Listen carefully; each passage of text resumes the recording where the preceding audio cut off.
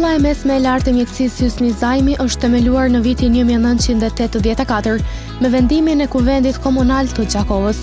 Kjo shkollë funksionoi deri në vitin 1990, kur nxënësit u larguan nga shkolla për të vazhduar mësimin fillimisht në shtëpitë private. Gjatë viteve 1992 deri në vitin 1999, nxënësit dhe stafi, në mungesë të objektit të shkollës, mësimin e kanë zhvilluar në shkollën Mazlum Këpuska, në Gjakovë, ndërkaq pas luftës mësimi ka rifilluar përsëri në objektin shkollor, që ka qenë mjaft i dëmtuar. Ndërsa tash, shkolla e pajisur me kushtet e nevojshme për të zhvilluar një arsimim sa më cilësor, kujdeset që t'ju ofrojnë nxënësve mësime sa më të mbara.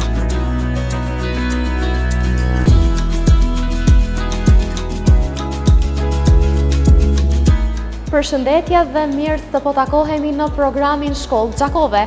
E diela këtë javë na gjen në shkollën e mesme të lartë të mjekësisë Hysni Zajmi në Gjakovë, një shkollë profesionale në të cilën nxënësit kanë mundësi që të zhvillojnë profilet e ndryshme mjekësore e po ashtu të studiojnë edhe përsynimet dhe ëndrat e tyre të ardhme që i kanë në fushën e mjekësisë. Ne sapo kemi hyrë në shkollë, nuk e kemi parë akoma shkollën, por po besoj që do të shijojmë shumë nga kabinetet e ndryshme të cilat gjenden këtu në shkollë, edhe do të shohim edhe për nga puna që zhvillohet në këtë institucion edukativo arsimor.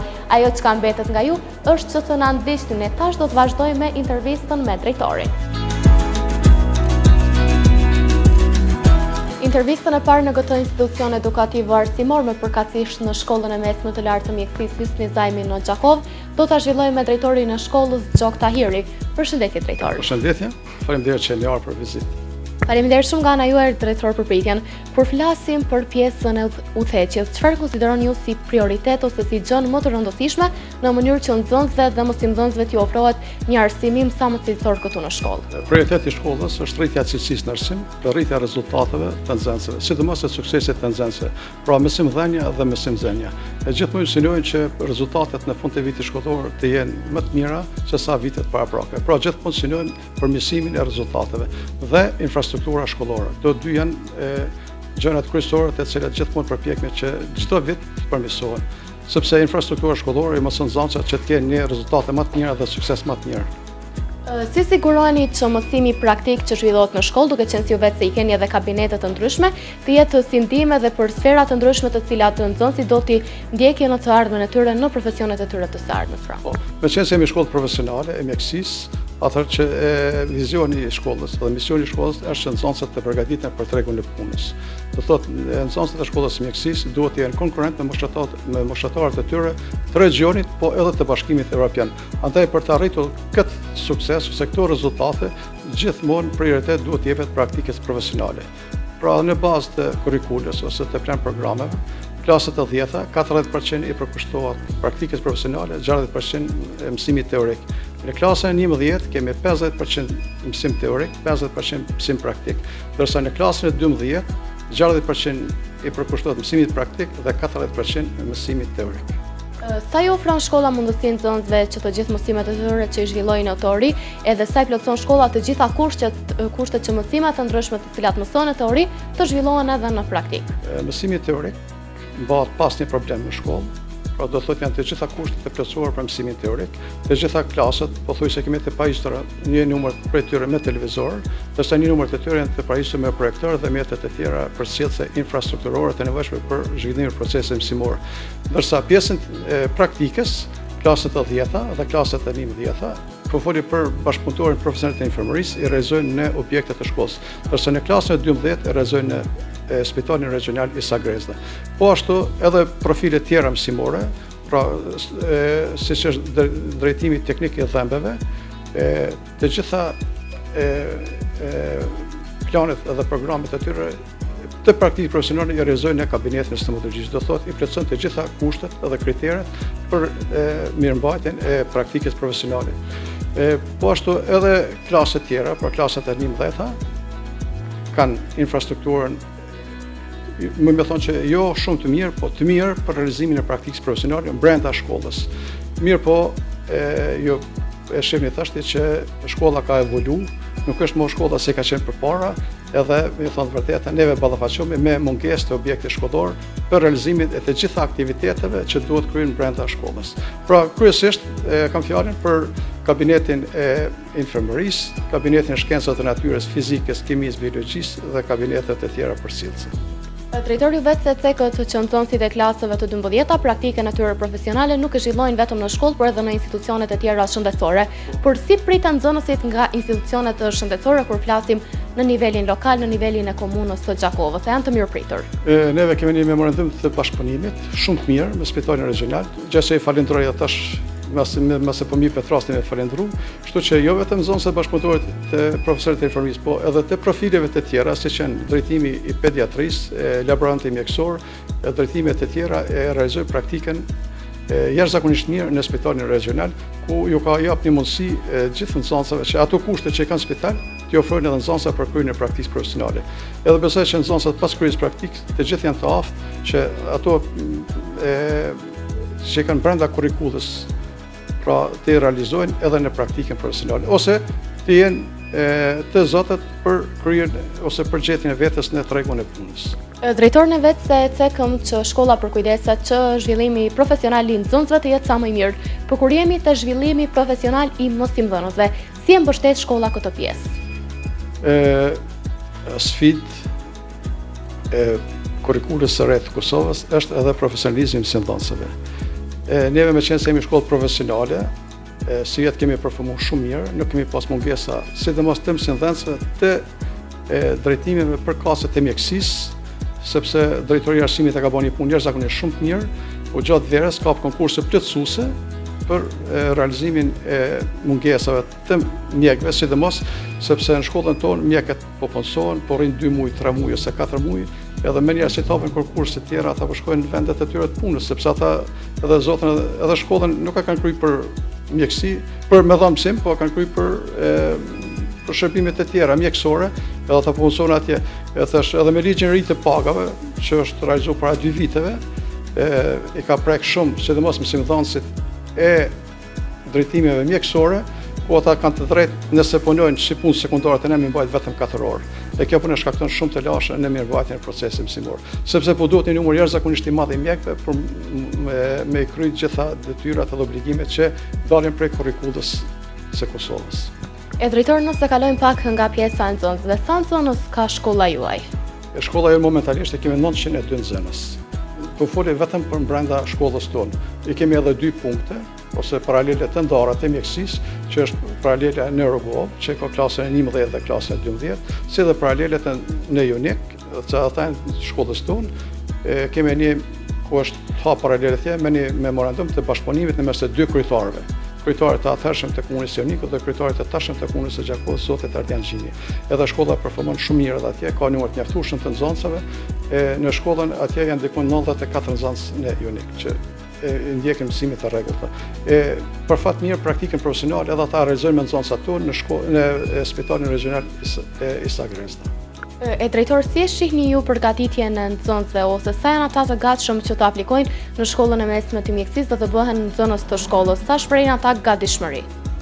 Me thënë vërtetën, ka numër shumë të interesuar për regjistruar në shkollë të mjekësisë. Mirë, po për të regjistruar në shkollë të mjekësisë, nxënësit duhet plotësojnë disa kritere, të cilat i vendos Ministria e Arsimit. Ato janë që pari nota mesatare duhet të jetë së paku 4 në gjuhë shqipe, fizik, matematikë dhe biologji. Si dhe të jetë mbi 20% e pikëve në testin matur, do thotë të kenë mbi 20 pikë kimi, biologji dhe fizik, që të mund të gëzojnë të drejtën e tyre për të regjistruar në shkollën e mesme të lartë të mjekësisë. Pa e plotësuar këto kritere është pak problematik për regjistruar në shkollë të mjekësisë. Drejtor, ju si udhëheqës, se po ashtu edhe shkolla në tërësi, si e shihni interesimin e nxënësve? A është i kënaqshëm interesimi i nxënësve për të regjistruar në shkollë? Po, është i kënaqshëm. Ka nxënës që janë shumë të interesuar për proces mësimor, edhe rezultatet e tyre janë edhe evidente edhe në jetën e përditshme të tyre. Me thënë vërtetën, shkolla jonë për fat keq ndoshta, po shtoj se shumica atyre që kryjnë ose diplomojnë në shkollë, si orientim kryesor kanë tregun e punës në botën jashtme. Edhe zakonisht ka kërkesa prej, kanë pas para një kohë këtu në zyrë, prej Slovenisë, prej Austrisë, që nxënës ato pas kryerjes së shkollës mesme të shkojnë të punojnë në Austri dhe në Sloveni si infermer. Mirë, po kuptohet absorbimin më të madh të këtyre nxënësve që po kryejnë shkollën mesme të na, por Gjermania, e cila pothuajse po i marr gati të gjithë nxënësit, të gjithë ata mund të thonë që e njohin gjuhën gjermane edhe e kryejnë kurset që janë të planifikuar për punësimin në Gjermani. Pra kursi B1 edhe B2 me sa diun ato. Drejtor për fund, çfarë ofron shkolla sa i përket anës së infrastrukturës në ambientin e jashtëm të shkollës edhe nëse bazohemi edhe tek kabinetet që shkolla posedon? Shkolla, mund të thonë, këtë infrastrukturë që ka është e mirë mbajtur, edhe deri ku plotëson kushtet, kushtet për praktikë profesionale. Mirë po, si që ceka, kishte dëshira jonë kishte me qenë se të kemi një hapësirë më të madhe, ku ato gjërat e cilat i kemi nëpër kabinetet të sistemojnë edhe nëpër kabinete të tjera që nxënësat të mund të ndajmë në grupe më të vogla edhe të realizojnë sa më lehtë edhe sa më afër praktikën profesionale. Mirë po, edhe këto kushte që kemi, domethënë maksimalisht i shfrytëzojmë që nxënësat të kryejnë praktikën profesionale varësisht prej kurrikullave të cilat janë parapara me kurrikullin bazë të Republikës së Kosovës. Në shkollë të mjekësisë janë 6 profile mësimore, bashkëpunëtor profesional infermerisë, teknik i dhëmbëve, teknik i fizioterapisë, teknik i farmacisë, asistent infermier pediatrisë edhe teknik i laboratorit mjekësor. Pra, për këtyre bashkëpunëtori profesional infermerisë edhe teknik i laboratorit mjekësor punojnë sipas kurrikulës bërtham, ndërsa profilet tjera sipas plan programeve të rishikuara të Republikës së Kosovës të vitit 2013. Shumë faleminderit drejtori, ishte kënaqësi. Faleminderit për juve, faleminderit që na promovoni edhe shkollën tonë si shkollë profesionale. Faleminderit shumë. Shikues të dashur, nuk mbaron me kaq, ne zhvilluam intervistën me drejtorin, por ju vazhdoni të qëndroni me ne. Do të keni mundësinë që të shikoni shumë më shumë nga profilet e ndryshme që shkolla e mesme lartë e mjekësisë Hysni Zajmi në Gjakov i ofron për të gjithë nxënësit. Vazhdoni të qëndroni me ne.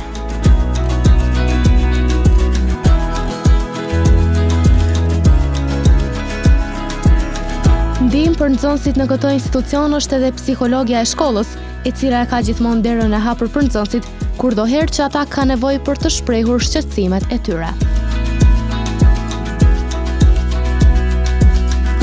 Me psikologën e shkollës Etna Dula do të flasim pak më shumë në lidhje me ndikimin e psikologjisë në jetën e nxënësve dhe me disa nga sfidat që nxënësit i hasin në përditshmërinë e tyre në shkollë. Përshëndetje psikologe. Përshëndetje, mirë se keni ardhur. Mirë se ju gjetëm, faleminderit nga ana juaj për pritjen. Psikologe, sa ka rëndësi psikologjia në jetën e një nxënësi?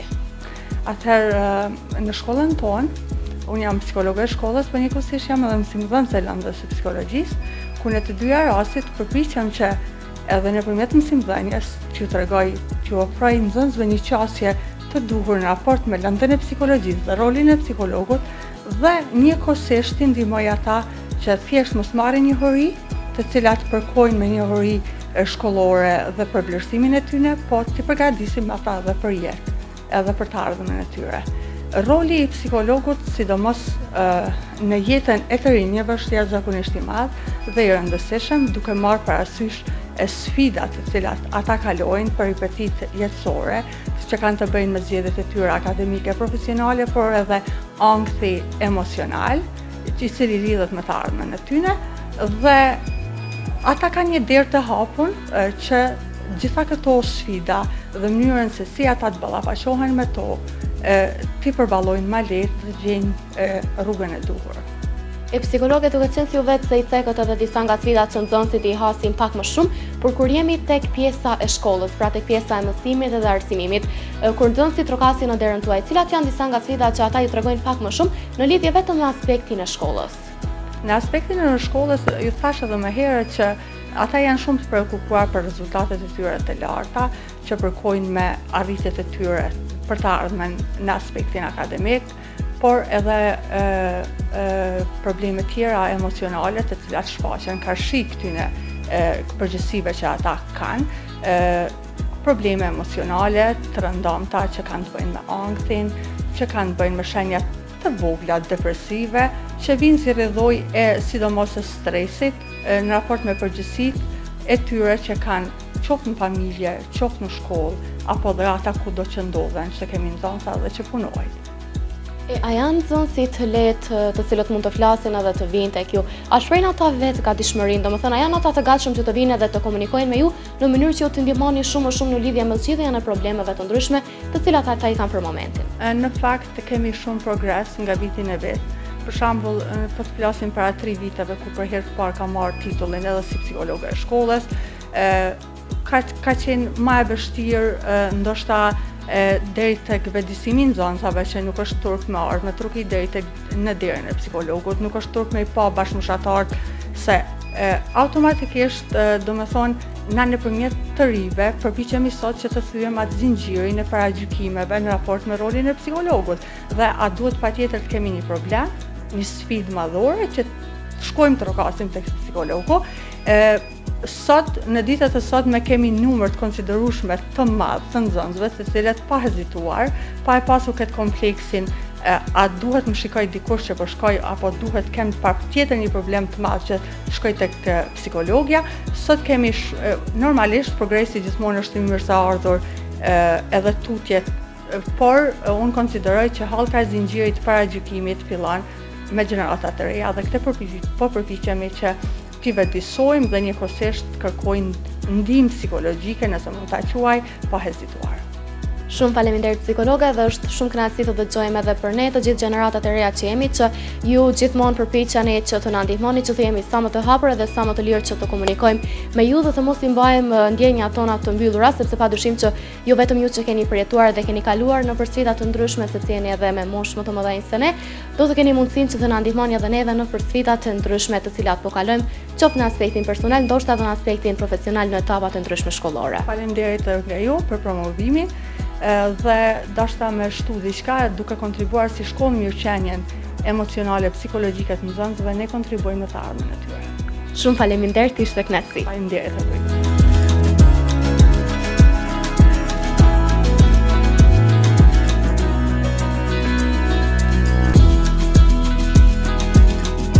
Shkolla posedon stafin administrativ, teknik dhe mosimdhënësit dhe mosimi zhvillohet në 2 turne. Ndërkaq, kabineti i teknologjisë është një ndër pjesët e shkollës, ku nxënësit kanë mundësi të zhvillojnë dhe zgjerojnë edhe më shumë njohuritë e tyre, duke ndërlidhur teknologjinë dhe ndikimin e saj në mjeksi. Me Rezarta Alira Isadiku, profesoreshe e teknologjisë së informacionit këtu në shkollën e mjekësisë Hysni Zajmi, do të flasim pak më shumë në lidhje me ndikimin e teknologjisë në jetën e adoleshentëve. Përshëndetje profesoresh. Përshëndetje, mirë se keni ardhur. Siç e the, jemi në shkollën e mjekësisë, unë ligjeroj këtu që 21 vite lëndën e teknologjisë, është një lëndë e cila është shumë e rëndësishme për mi vedisu këta të rinj për ndikimin e vrrullshëm që ka teknologjia jo vetëm në jetën e tyre personale, por edhe në atë profesionale, si dhe në zhvillimin e tyre akademik të mëtejshëm. Kjo lëndë zhvillohet gjatë 3 viteve, është edhe pjesë e vlerësimit në testin e maturës, prandaj ka një rëndësi shumë të veçantë në përkushtimin që ne i japim pastaj gjatë këtyre 3 viteve. Gjatë kësaj koha këta mësojnë për bazat e përdorimit të kompjuterit, për aplikacione bazike siç janë ato të Microsoft Office-it, për sigurinë kibernetike, për rreziqet që vijnë nga përdorimi i pasigurt të internetit, për etikën digjitale e të tjerë. Siç e dim, këta nuk e mbarojnë karrierën këtu, këta janë në një moment jetës tyre të cilën do të vazhdojnë më tutje me vazhdimin e të njëjtit profesion apo ndrimin e tyre, prandaj është detyrë jona që në këtë pikë ti mirë orientojmë dhe pikërisht ndikimi i teknologjisë ose përdorimi i teknologjisë në mënyrë eficiente dhe vëdësimi i tyre në këtë pikë bën që t'ju jap këtyre një ndihmë se si përdoret teknologjia sidomos në mjeksi. Ne ju shpjegojmë edhe e kanë edhe në kurrikul që për mjeksi përdoret kryesisht për dokumentim, për shpërndarje të informatave mjekësore, për analizim të këtyre informatave, gjithashtu dhe për përdorimin e sistemeve informativ shëndetësor.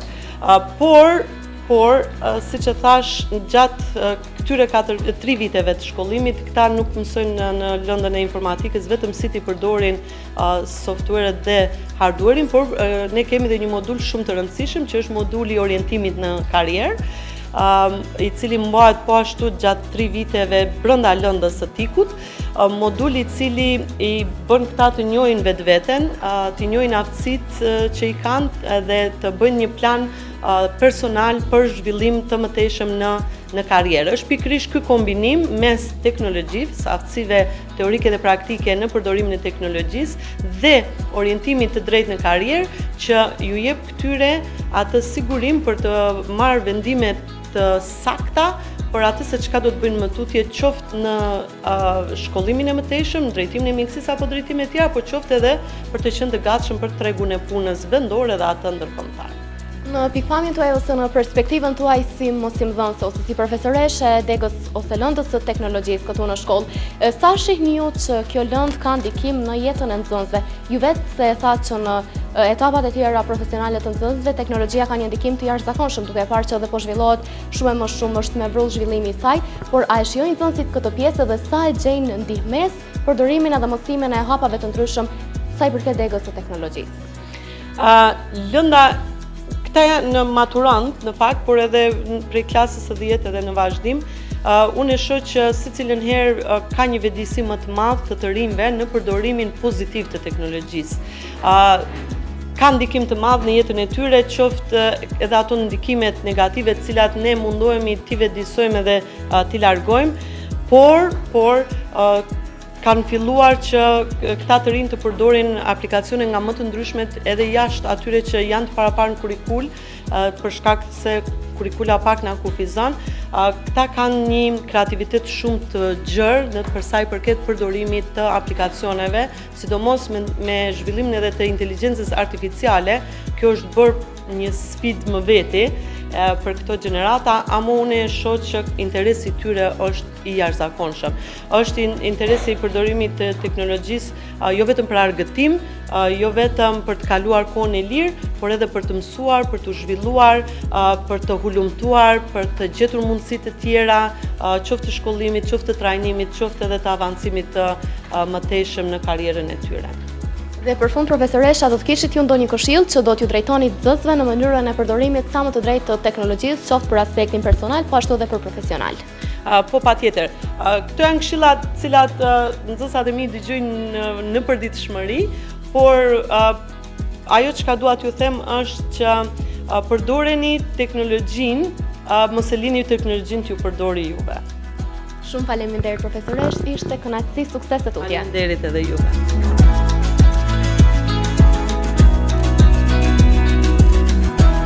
Nxënësit treguan edhe për profilet që ndjekin dhe rëndësinë e teknologjisë në po ato profile. Jemi këtu në kabinetin e teknologjisë përsëri dhe një tjetër intervistë ne do ta zhvillojmë edhe me Djellonin. Përshëndetje Djellon. Përshëndetje, unë jam Djellon Mehmeti, jam maturant në shkollën e mesme të lartë të mjekësisë Hysni Zajmi. Djellon, cili është profili që ti e ndjek këtu në shkollën e mjekësisë? Në shkollën e mjekësisë unë kam zgjedhur drejtimin asistent infermier i përgjithshëm. Gjatë kësaj kohe unë kam pasur dëshirë të shumta dhe kuriozitete të shumta për të studiuar mjekësi. Mjekësia si fillimisht është një drejtim të cila kërkon shumë sfida, është një profesion human dhe dëshiron një angazhim me të tepërt se sa drejtimet e tjera. Kjo dëshiron orë të tepërta të studimit dhe dëshira dhe kuriozitete për të njohur se si funksionon trupi apo organizmi i njeriu më kanë shtyrë për të zgjedhur këtë drejtim. Djellon, shumë mirë që na tregove pak edhe për profilin që ti e ndjek, edhe më shumë për profesionin e mjekësisë, por kur ne jemi këtu te kabineti i teknologjisë, sa e gjen ti ndihmës së përdorimin e teknologjisë dhe mësimet që i mësoni në përditshmëri në profilin tënd që ti e ke zgjedhur ta studiosh? Fal zhvillimit apo evolimit të teknologjisë, mjekësia na ka japur një ndihmës shumë të madhe për të studiuar mjekësinë me të lehtë. Fillimisht për shkak të ekzaminimeve të ndryshme, ato e bën që pacienti që të ketë me të lehtë apo me të çastme që ne t'ia përcaktojmë një diagnozë pacientit. Pra, fal zhvillimit të teknologjisë, mjekësia ka përparuar apo ka bërë një hap shumë të madh, e cila mund që të jetë shumë në dispozitë të pacientit dhe në relacion të mjekut. Djellona mendon që në të ardhmen teknologjia do të zhvillohet edhe shumë e po ashtu do të shtohet edhe si një kahje mjekësisë. Pra këto të dyja do të bashkëveprojnë shumë mirë mes vete në mënyrë që të krijohet edhe një diagnozë sa më e mirë për të gjithë pacientët. Po, teknologjia në qoftë se përdor në mënyrë të duhur, ajo asnjëherë nuk është e papranueshme. Në qoftë se ne e shfrytëzojmë teknologjinë për të mirë të pacientit dhe për të na lehtësuar, për të ndihmuar si në qoftë se ekzaminimeve me anë të analizave laboratorike, ato na ndihmojnë shumë për një korrelacion më të lidhur ndërmjet doktorit apo stafit shëndetësor dhe me pacientin. Ndërto mund që të jetë edhe pajisja të cilat mund të na mundsojnë që të shikojmë një anamnezë më të duhur të pacientit apo siç përfshin datën e lëshimit apo datën e pranimit në spital. Në qoftë se këto do të përshkruan të gjitha në anë të sistemit të kompjuterit, atëherë ne do të kemi më të qashme në anamnezën familjare dhe në anamnezën të pacientit dhe datat e ndryshme të cilat na vijnë neve për një dispozitë të caktuar. Shumë faleminderit Jolloni, ishte kënaqësi, shumë sukses të tutje në profesionin që ti do ta ushtrosh. Shumë faleminderit edhe për juve.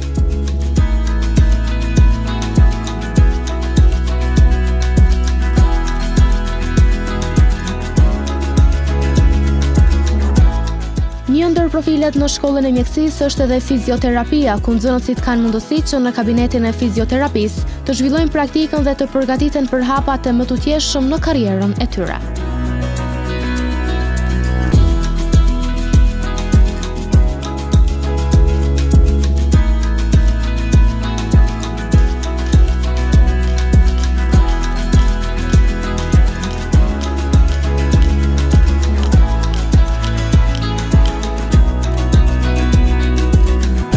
Një intervistë do ta zhvillojmë edhe me profesorin e degës së fizioterapisë Leonard Bushati. Përshëndetje profesor. Përshëndetje, unë quhem Leonard Bushati, profesor në shkollën e mesme Hysni Zajmi në Gjakov. Kryesisht në degën e fizioterapisë këtu prezantojmë pjesën teorike dhe praktike të profesionit teknik të fizioterapisë.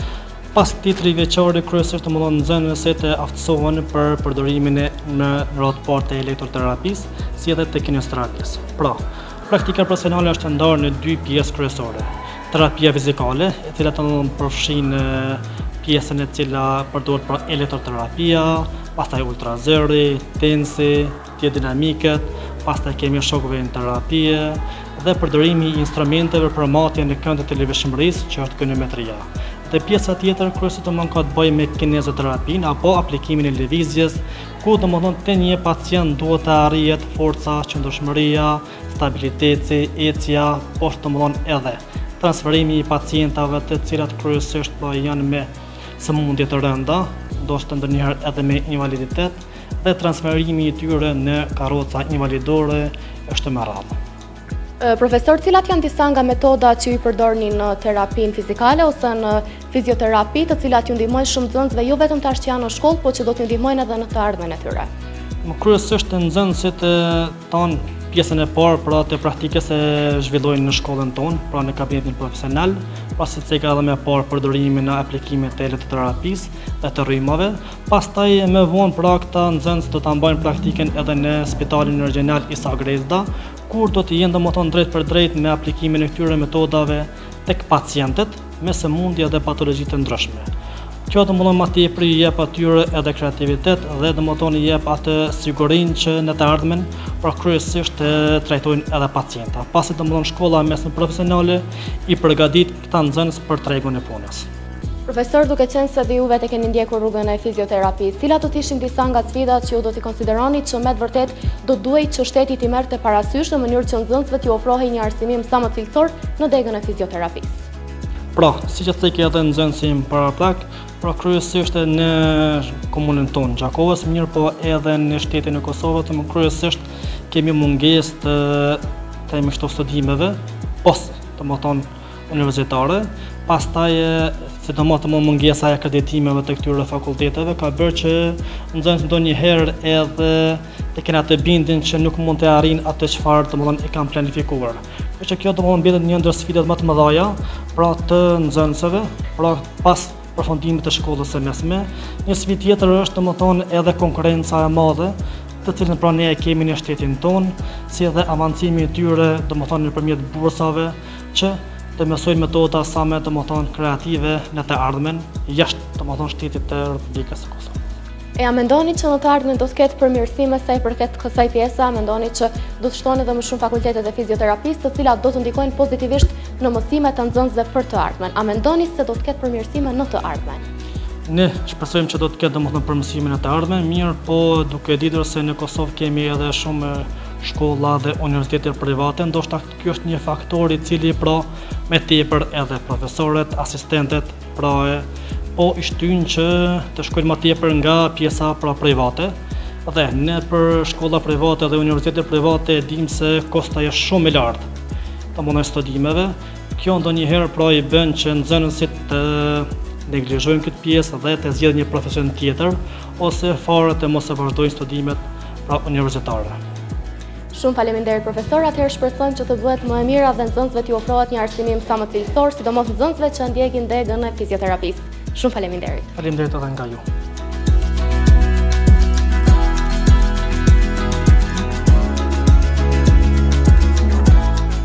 Një nga nxënësit që ndjek drejtimin e fizioterapisë na tregoi se pse e ka zgjedhur këtë drejtim dhe për sfidat që e kanë karakterizuar rrugtimin e tij deri në këto momente. Një intervistë në kabinetin e fizioterapisë do ta zhvillojmë edhe me Toninin. Përshëndetje Tonin. Përshëndetje, jam Tonin Zajfaj, nxënës I klasës 12 në shkollën Husni Zajmi në degën për fizioterapi. Tonin, duke qenë se ti je në degën e fizioterapisë, cilat janë disa nga sfidat që ti has për kohën që e mëson degën e fizioterapisë? Çfarë mendon që janë disa nga sfidat ose vështirësitë e këtij profesioni? Disa nga sfidat edhe vështirësitë e këtij profesioni kisha thënë që janë përtej masi që ta kryej shkollën e mesme, për arsye se tregi I punës nuk është aq I madh, edhe ndoshta problemi më I madh është tek pjesa e shkollimit bachelor në universitetet tona, për shkak se për momentin nuk ka shumë universitete aktive. Po, ti të më thënë ide dhe sfida të cilat mund t'i hasësh në të ardhmen tënde dhe pse shpresojmë që në të ardhmen të krijohen kushte edhe më të mira që të jetë një shkollim sa më I mirë, por çfarë të ka shtyrë ty personalisht që ta ndjekësh pikërisht degën e fizioterapisë në shkollën e mjekësisë, Husni Zajmi? Personalisht mund ka shty më shumë te pjesa sportive në fizioterapi, për shkak se jam edhe vetë sportist, atë gjithmonë kanë interesuar ajo pjesa e rehabilitimit, tek lëndimet që na ndodhin neve, edhe gjithmonë normal edhe pjesa humane që I shëru personat edhe mi bëha ta mundi sa më mirë. A mendon që në të ardhmen tënde ndoshta do ta hapësh një ordinancë tënde ku do të mund ta ushtrosh edhe profesionin në fakt fizioterapin? A e ke këtë ëndër për të ardhmen tënde apo mendon diçka tjetër? Po, absolutisht, pasi e kom gjetur prej shkollës së mesme, normal që do ta vazhdoj edhe në të ardhmen me çel ordinancë edhe me kohë sukses. Shumë faleminderit Tonin, shumë suksese tutje. Faleminderit juve.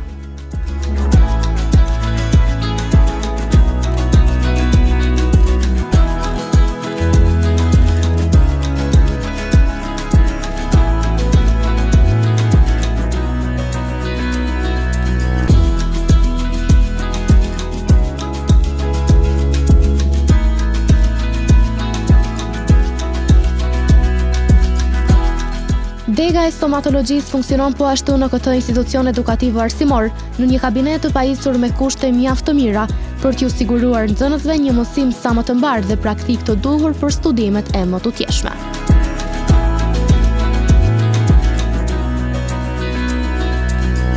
Me profesorin e degës së stomatologjisë, Joni Zajmi, do të flasim pak më shumë në lidhje me punën që nxënësit po bëjnë pikërisht tani në kabinetin e stomatologjisë dhe me disa nga metodat dhe pajisjet që ata punojnë në përditshmëri. Përshëndetje, profesor. Përshëndetje, faleminderit që keni ardhur na vizitu. Faleminderit shumë, kënaqësia është e jona. Profesor, çfarë pune po bëjnë nxënësit tani në kabinetin e stomatologjisë ose më saktë çfarë praktike po kryejnë ata për momentin? Për momentin këta kryejnë praktikën profesionale të lëndës stomatologjisë, janë drejtimi teknik I dhëmbëve. Për momentalisht disa për nxënësve janë të bëjë protezën totale, e cila zëvendëson në shembull kur një person ose një pacient për ne nuk I ka dhëmbët fare, atëherë zëvendësojmë një protezë totale, e cila është edhe e lëvizshme. Pjesa tjetër janë të bëjë pjesën praktike të aparateve ortodontike, e cila ndihmon për moshat vogla, siç për moshës 12 deri në moshën 16, ku vendoset proteza ortodontike ose aparati ndryshë ortodontik që është I lëvizshëm, zakonisht këta I bëjnë të gjitha fazat që janë gatshëm edhe mu përdorë për një pacienti. Pjesa tjetër janë të bëjë modelimin me dëll, ku realisht të bëjmë në të ardhmen edhe shkrimin e dyllit në metal, ku bëhet zëvendësimi I dhëmbëve kurorave ndryshe me metal dhe porcelan, ku I kena dhe gjitha pajisjet që për momentin akoma nuk I kemi fund funksion për shkak të hapësirës. Profesor, duke qenë si ju vetë se I cekët pajisjet, cilat janë disa nga pajisjet që ju I përdorni në kabinetin e stomatologjisë, e po ashtu bashkangjitur edhe me disa nga metodat që i përdorni pikërisht këtu në kabinetin e stomatologjisë pra. Po, na i kena pajisjet të gjitha që janë të gatshme, pra ku janë fjala e fundit të pajisjeve të teknologjisë për shkrirjen e metalit, po ashtu edhe për pjekjen e porcelanit, ndryshe që porcelana ndryshe si keramik që përdoret te kurorat, zakonisht te personat që e kanë një dhëmë të dëmtuar ose nuk e kanë dhe bëhet një urë ndërlidhëse me metal porcelan, ku realisht e kemi furrën për shkrirjen e metalit, po ashtu e kemi dhe zallosjen, e cila është faza e parë e punës, po ashtu e kemi dhe furrën për pjekjen e porcelanit dhe centrifugën e cila shërben që kur shkrihet metali, dëgjohet direkt metali shkrihet te pjesa e revestimentit e cila shërben për format e dhëmbëve. A i plotëson laboratori të gjitha kushtet që të zhvillohet një mësim saj më i mirë? Për shkak të vendit që kemi shumë të vogël, nuk kena mundësi të gjitha pajisjet mi fut në përdërim, për arsye se kena ambientin shumë të vogël, po shpresojmë që të ardhmen na krijohet një ambient shumë më i madh, që të fillojnë edhe me faza tjera të punës, ku për fat mirë të gjitha pajisjet vetëm që i kena, vetëm që na duhet pak hapësira më e madhe për mi fut zhvillim gjithë secilën, për arsye se secila fazë duhet pas parasysh punimi i tyllit, deri te masave që bëhet në gips, ku gjitha këto procedura me mbikëqyrjen time dhe kolegeve të mia bëhen gjithmonë me prezencën tonë deri te masave për nxënësve, ku realisht duhet secila fazë e punës mi pas vendin e saj të veçantë, të pas parasysh dyllje don veç, gipsi veç, shkrirja e metalit po ashtu edhe kur fillojmë mi qit dentinën ose ndryshe porcelanin në dhëmbët. Profesor, si e presin nxënësit pjesën e praktikës? Sa e pëlqejnë ata më shumë pjesën e praktikës se pjesën teorike? Për fat mirë, e kemi një koordinim shumë të mirë nga ana e teorisë dhe praktikës.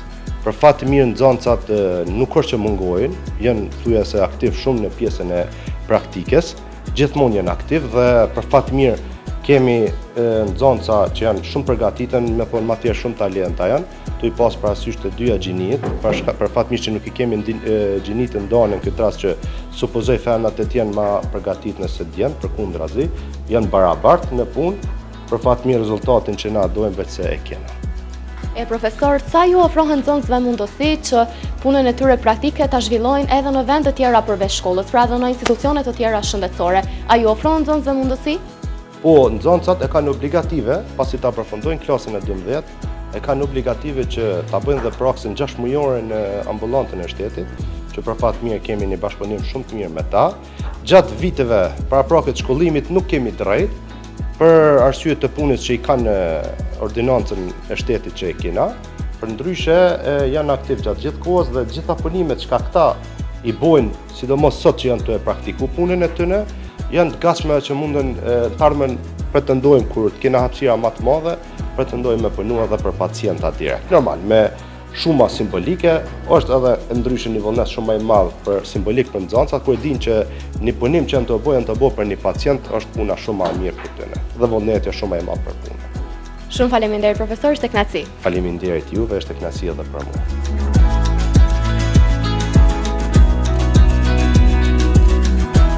Nga afër pam edhe punën praktike në këtë kabinet ku njëra nga nxënësit na tregoi edhe për metoda të ndryshme të punës që i përdorin.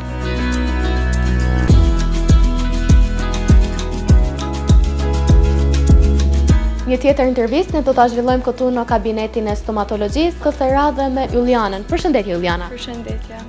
Ylliana, duke qenë se ne jemi këtu në kabinetin e stomatologjisë dhe po e shohim punën e vazhdueshme që ju po e bëni, por ne edhe shikuesit mund të kemi pak më dyshje në lidhje me punën që ju po e bëni momentalisht. A mundesh me na tregu pak çfarë po bëni ju për momentin? Po, për momentin jemi duke punuar me protezën totale. Proteza totale mbarohet kur në neofull nuk ka asnjë dhëmbë. Proteza totale është diçka më tepër se një zavendësim i thjeshtë i dhëmbëve apo indeve të humbura. Proteza totale përbëhet nga dy pjesë, nga baza e protezës edhe nga dhëmbët. Ylliana, mundesh me na demonstru pak me punën që ju e bëni? Së pari fillojmë me shkrirjen e dyllet.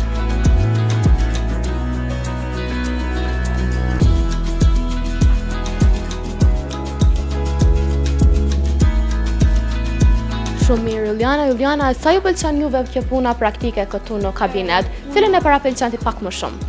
Puna praktike na pëlqen shumë në kabinet, sepse unë këtë drejtim e kum zgjedh se më ka pëlqyer shumë. edhe kur një pacient fol estetika atyre kur buzëqesh është I kënaqur edhe ai me dhëmbët e tij. Patjetër Juliana, a mendon ti që në të ardhmen tënde do ta vazhdosh ta ushtrosh këtë profesion dhe çfarë synime ke më saktë për të ardhmen tënde, për studimet e tua dhe për karrierë? Për të ardhmen time mendoj të vazhdoj nga ortodenti për protezat, edhe më shumë më pëlqen ky drejtim për ortodent. Shumë faleminderit Juliana, unë ty të uroj shumë suksese, e shpresojmë që të bësh një stomatologe ortodente e shkëlqyeshme. Për juve.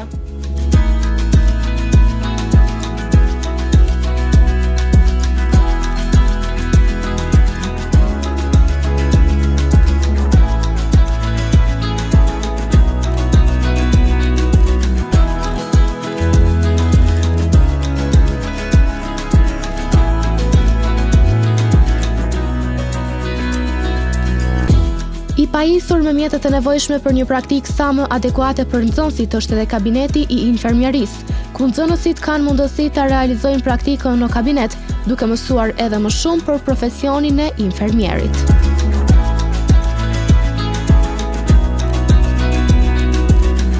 Gjendemi këtu në kabinetin e infermierisë të shkollës së mesme të mjekësisë Hysni Zajmi. Pranë me kam profesoreshën Mimoza Musliu, e cila do të na tregoj pak më shumë në lidhje me punën që bëhet në këtë kabinet. Përshëndetje profesor. Përshëndetje, mirë se jeni ardhur. Siç po e shihni, gjendemi në kabinetin e infermierisë të nxënësve në drejtimin infermierie përgjithshme. Ky është kabineti me pajisje që posedon shkolla jonë për praktikën profesionale, e cila zhvillohet një herë në javë për secilin drejtim. Tu I përfshi vetëm infermierinë e përgjithshme ose prej klasës 1 deri në klasën 5 si paralele. Profesoresh, sa I plotëson kabineti juaj kushtet që të zhvillohet një mësim sa më I mirë edhe për nxënësit për praktikat e tyre profesionale? Fatkeqësisht dhe fatmirësisht, fatkeqësisht që është hapësira shumë e cektë, e pak, nuk posedojmë kushtet komplet në aspektin e përgjithshëm të plotësimit të kushteve ku na mungon hapësira, uji I rrjedhshëm, qoftë I ftohtë apo I ngrohtë, po në aspekte tjera të zhvillimit edhe të asaj që shka nxënësat duhen me pa, posedojmë materiale shpenzuese që këta kanë mundësi me I praktiku ato module që I mësojmë në pjesën praktike dhe me I praktiku. Tu njës prej injekcioneve, termometrave, tensiometrave, aparatave si aparati inhalimi që këta e njohin, kukullat ku kemi mundësi me demonstru, kateterizimin, këto mjetet që I kemi improvizu në formë jastëkve ku I vizatojmë disa prej venave kryesore që duhet me injektu. Nëse e këqyrëm në një aspekt të përgjithshëm, deri diku I plotësojmë, po tash mungesa më e madhja është hapësira që nuk është adekuate për numrin e nxënësve dhe për mundësinë që ta me u shpreh tamam ç'është duhet me u bë infermier të mirë. Profesoresh, tek që nxënësit vinë këtu një herë në javë nëse nuk gaboj, që të zhvillojnë praktikën e tyre profesionale, por duke qenë se e kanë vetëm një herë në javë, si e presin nxënësit pjesën e praktikës? A e preferojnë ata që praktikën ta zhvillojnë në kabinete? Në bazë të asaj që shka na muj me pa ose edhe komunikimit që kemi të vazhdueshëm në nxënës, me nxje e presin edhe kur thojmë që është një herë në javë, është një herë në javë po me disa orë, ku nisim prej 4 deri në 6 orë mësimore, edhe besoj që është e mjaftueshme për ato shka këta kanë nevojë. Asaj përket dëshirës po. Besoj që shumicën e rasteve më shumë kanë dëshirë me bë praktikë se me diskutu në aspektin teorik, edhe pse të na kemi mësimin dual, edhe pjesa praktike ka edhe pjesën teorike, dëmëtor ku I posedojmë librat e pjesës praktike edhe shkojmë me teori dhe me praktike në bashkë. Dhe për fund, a do të kishit ju një këshill që do t'ju drejtonit nxënësve në vazhdimsinë e tyre ose në karrierën e tyre profesionale? Po, e praktikoj edhe gjatë komunikimit që e bojmë. Ju kisha këshillu që nëse me të vërtetë e doni drejtimin e infermierit, atëherë le ta përzgjedhin, përndryshe është një prej drejtimeve të shejta edhe është human. Nëse kanë dëshirë, me të vërtetë le të vinë në shkollën tonë. Përndryshe jo vetëm se është një drejtim që tregu është ka e kërkon ose vetëm se e shtyn dikush prej familjes. Me punu me persona me qenje gjalla si njerëzit në këtë rast, duhesh me qenë shumë I kujdesshëm. Kenë ma kujdes për zgjedhje. Shumë faleminderit profesor që të kënaqni. Juve, faleminderit që na keni vizituar.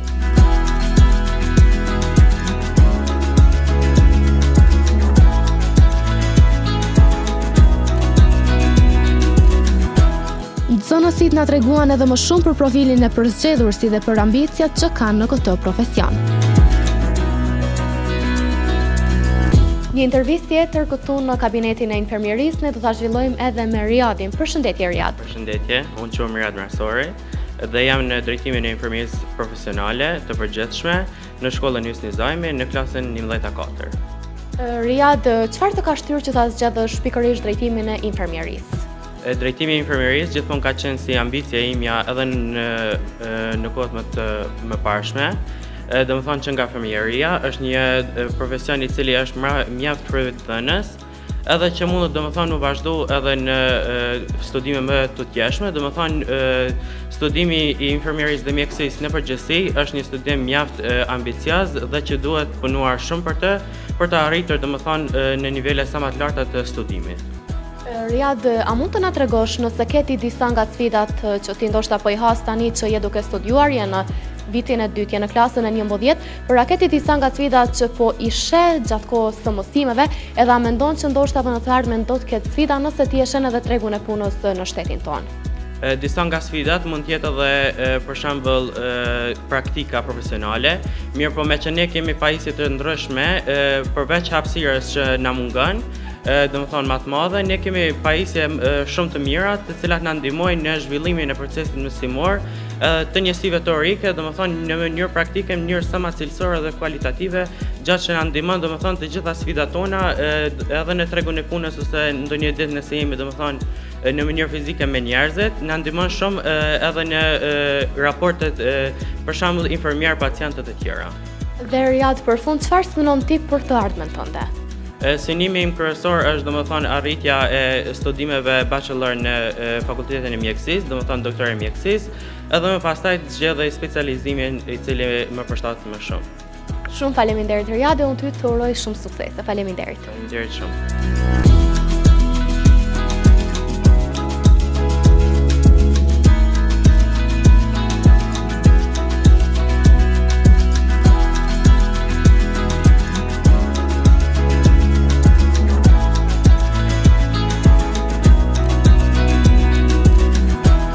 Vizioni i këtij institucioni edukativ mbetet të arsimimi i mirëfillti brezave të rinj, si dhe rritja e cilësisë në arsim, për t'ju garantuar nxënësve mësime sa më të mbara me kushtet më të mira, sepse arsimimi është arma më e fortë që mund të përdorim për të ndriçuar rrugën për sukses.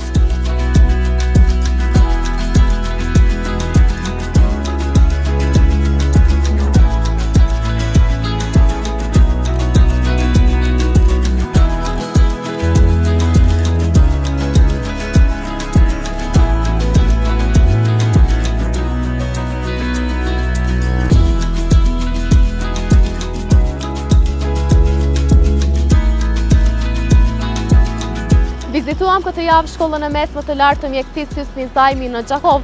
Ishte kënaqësi të shohim për punën e mrekullueshme që zhvillohet në këtë institucion me 6 profile që i ofron shkolla. Deri në takimin tonë të ardhshëm të dielën tjetër, mirëmbëjtje dhe faleminderit që qëndroni me ne.